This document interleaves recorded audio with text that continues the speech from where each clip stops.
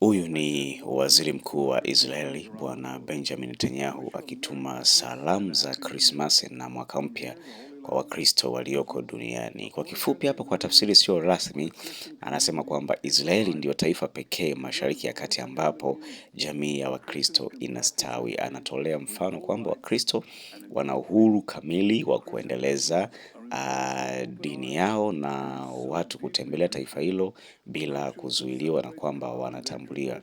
Anasema anajivunia tamaduni zao kwa wazi kwa sababu ndani ya Jerusalem, ile manispaa ya Jerusalem kila mwaka imekuwa ikisambaza miti ile ya Christmas kwa miongo 15. Lakini akisema tofauti na kule ambako mamlaka ya Palestina inaongoza, juzi kati hapa wale wa Palestina waliweza kuchoma ule mti wa Christmas kwenye kanisa la Holy Dimas.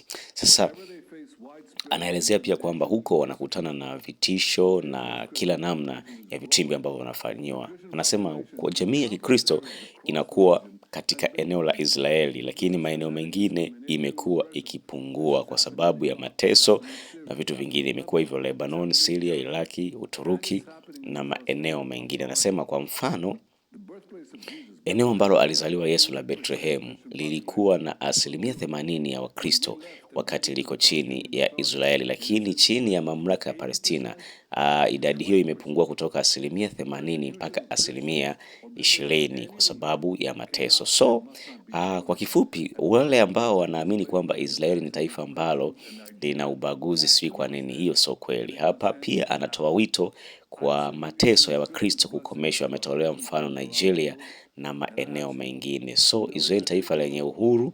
Yes, panaweza kuwa na watu wachache, lakini uzuri ni kwamba ukiwa ndani ya Israeli unaweza kupata haki yako. Hata kama mtu akikudhulumu kidini, unaweza kwenda mahakamani na ukapata haki yako tofauti na maeneo mengine. Yes, ni taifa la Kiyahudi, lakini limetoa uhuru kwa dini zote. Waislamu, Wakristo, Wabudha pia wapo kule na kila mtu.